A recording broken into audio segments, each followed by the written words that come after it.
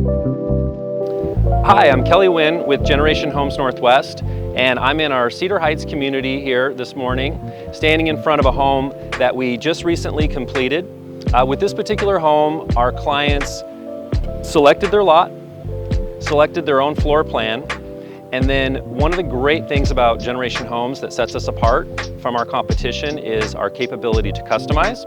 For instance, on the exterior here, they chose to bump the house out and add a third bay garage. And then on the entranceway, they went with this beautiful wood timber frame. Now let's go take a look at what they chose to do on the inside.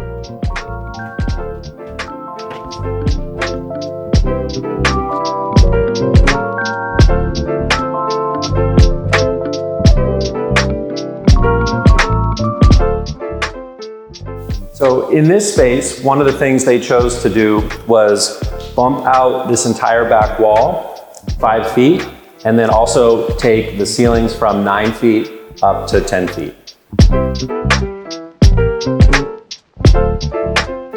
By bumping out this back wall 5 feet, it expanded the kitchen space, which allowed for a much larger island. And another part of our process is our clients get to go through a custom cabinet design.